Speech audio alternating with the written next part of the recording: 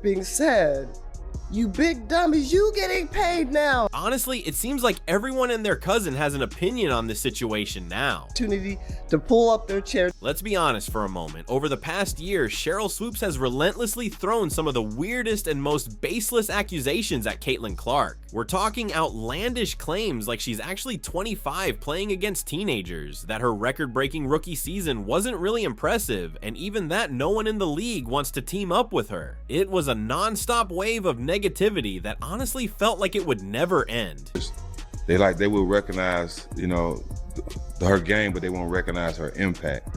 Right. How can you separate the two? It's kind of hard, right? And I used, Jax, you're absolutely right. Just when it felt like the noise would never end, a true basketball icon and a former coach of Caitlin Clark stepped into the spotlight, Cheryl Miller. She appeared on the All the Smoke podcast and delivered what can only be called a knockout to the critics, calling Swoops out as a total fool and systematically tearing apart every single baseless myth. Fans were ecstatic, finally seeing Miller put Swoops in her place. But Miller's passionate defense of Clark also hints at something far bigger about the Indiana Fever's future. Are you ready for this? Let's dive in. Time Player of the Year, two-time national champion, two-time tournament MVP. First woman to dunk in an organized game, gold medalist. Thank you for making time. Welcome to the show, Cheryl Miller. Before we break down every powerful word Miller said, let's take a step back. Have you ever wondered why one of basketball's own legends seems so determined to go after the WNBA's brightest young star? It's a question worth exploring. To really understand, we need to look closely at the unusual and relentless campaign Cheryl Swoops has waged against Caitlin Clark, a campaign that started back in her college days and continued straight through her rookie season. Of the year, two-time national championship, two-time tournament MVP, first woman to dunk in an organized game, gold medalist. Thank you for making time. Welcome to the show, Cheryl Miller. It all started when Swoops began spreading these completely false claims about Clark's legendary college career. Perhaps her most absurd accusation was that Clark was supposedly 25 years old, facing off against 20-year-olds during her time at Iowa. Let's set the record straight. Clark was only 22 and playing her 4th year, just like countless other college seniors. When pressed about this obvious falsehood, Swoops scrambled to defend herself, insisting it was just hyperbole tied to COVID eligibility rules. A flimsy excuse at best, one that didn't hold up to even the slightest scrutiny. Talk about how much more experience that gives you over other players coming in, right? So people say, dang, like he or she's killing them, but you have a 25-year-old playing against a... Sure, she probably wasn't taking 40 shots a game, but Swoops was just getting warmed up. Next, she claimed Clark was putting up 40 shots per contest, trying to frame her as some selfish, ball-hogging volume shooter. The reality? Clark averaged a much more reasonable 22.7 shots per game. The irony here is hard to miss. Swoops herself averaged 19.2 shots per game in her own senior season, just 3 shy of Clark's numbers. Talk about throwing stones from a glass house. And when that narrative failed, Swoops switched gears. As Clark edged closer to breaking the all-time NCAA scoring record, Swoops suggested she'd need a 5th year to reach it, another baseless attempt to downplay Clark's incredible achievements. Right now, it probably takes about 40 shots a game. Here we go. I know you like that. Hell yeah. I said that because when she comes to the league, regardless of what team she goes to that has vets on that. Of course, none of that was true. When Clark entered the WNBA, Swoops confidently predicted she wouldn't be able to make her mark in the league, but Clark quickly shattered rookie assist records and established herself as one of the league's top playmakers. Swoops conveniently ignored the fact that Clark could have taken a 5th year in college under the COVID eligibility rules, but she chose not to. The results speak for themselves. Clark wrapped up her rookie season averaging 19.2 points and a league-leading 8.4 assists per game, completely silencing the critics and earning Rookie of the Year honors, deservedly so. If you're going to break a record, to me, if it's legitimate, you have to break that record in the same amount of time that that player set it. Okay. Right? So if Kelsey Plum set that record in 4 years, well, Caitlin should have broke that record in 4 years. But because there's a COVID year, then there's another year, you know what I mean? So she's already had an extra year to break that record.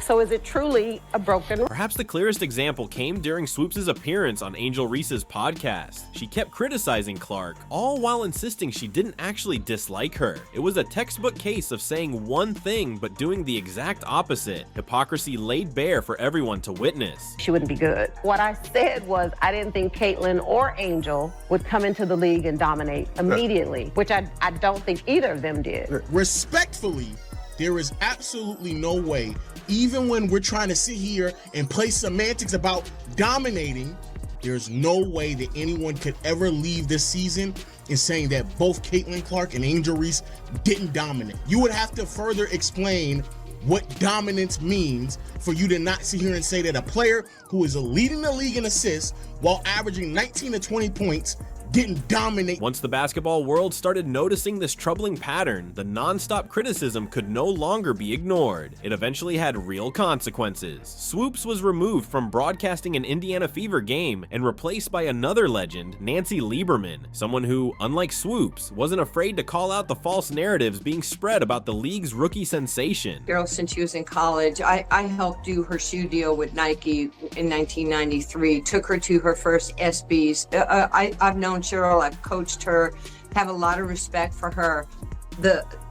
I called her when Caitlin was still playing at Iowa and she had just broken Maravich's record. And it was all over the place, as you and I have discussed, that, you know, there was this quote by Cheryl that said, you know, Caitlin was, 25 years old. She was, 24 years old. She was a fifth-year senior. Right. She was taking 40 shots a game. Her records were... And this is where the story takes a turn. When Cheryl Miller stepped into the All the Smoke podcast and tore into the critics, the basketball world finally got someone with undeniable credibility speaking up in the Caitlin Clark debate. Think about it. What happens when a true legend of the game, someone who is actually Coach Clark, decides she's had enough of the nonsense? The result is one of the most powerful and authentic defenses we've ever seen in women's basketball history. The treadmill, and I called her as a friend and I said, you can say whatever you want, you can have your own opinion about anybody, but you do have to get the statistics right. I mean, facts matter. And if you just get ahead of this and just say, hey, I made a mistake on my numbers, then this thing is over and everybody respects you for your opinion. And you might like Boston, I might like the Yankees. It's okay to have difference of opinions. Well, she got upset with me on the phone, and I was like, Cheryl, I'm not doing anything to hurt you. I'm just sharing. We're talking.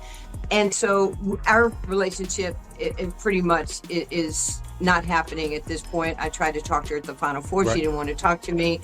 My life's going to be good or great with or without Cheryl Swoopes. Reflecting on the immense pressure Clark faced, Miller pointed out how constant criticism can make a player feel like they have to prove themselves again and again, sometimes even beyond what's fair or necessary. Right, and I was like, come on, you big dummies.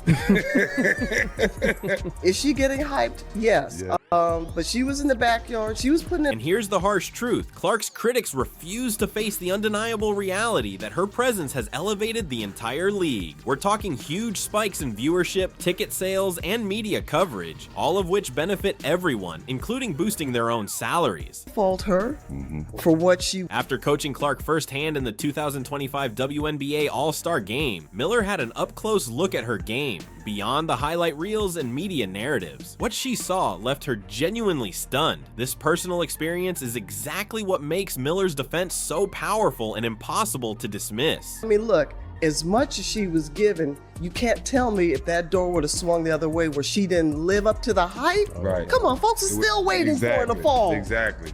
Come on. Yep. So, with that being said, you big dummies, you getting... As Miller put it, she felt both happy and relieved to see that the negative story simply wasn't true. With that single statement, she dismantled months of misleading media narratives. But she didn't stop there. Miller went even further, offering rare insight into what makes Clark such an extraordinary talent. In doing so, she cut through all the noise and got straight to the heart of the truth. Coached the WNBA All-Star Game. You spent some time with Caitlin Clark. Best coaching job ever. Best coaching job Best ever. coaching job ever. Being around Caitlin Clark, how was the experience for her? She's such a big star. I mean, the sky's the limit for her. To be around her, just talk about the type of person she is and how much she loves the game. I'm going to be honest because it needs to be said.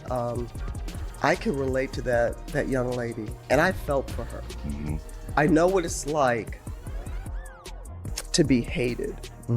I know what it's like to be a black woman and hated because While Miller's technical breakdown of Clark's on-court skills is undeniably sharp, it actually masks something even more meaningful, a deep emotional bond that grew during Clark's toughest moments. This was especially evident when the Fever earned their first win of the 2025 season. In that instant, Miller went beyond a simple congratulations. She offered genuine, unconditional support right when the rookie needed it most. imagine this young lady, I don't want to use hate, but despised.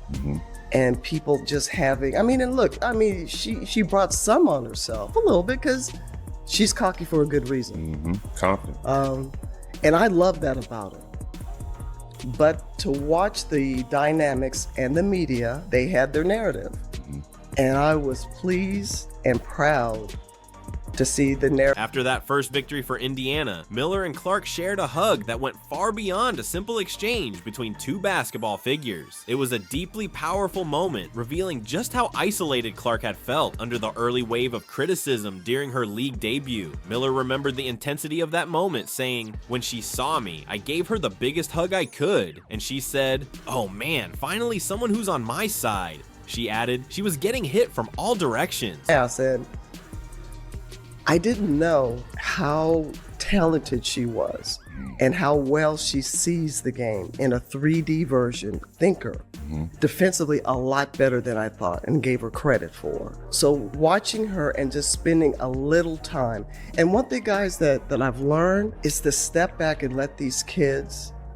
In that tense, high-pressure moment, Miller offered advice that could only come from someone who's walked a similar challenging path, not just empty platitudes. These weren't mere words of comfort, they were a lifeline to a rookie navigating a storm of expectations and scrutiny. Miller told her, "I'm very proud of you," and added, "Take this as a guide, but always stay true to yourself no matter what." Hit with everything left and right, and I just said, I hugged her, I said, "I'm so proud of you."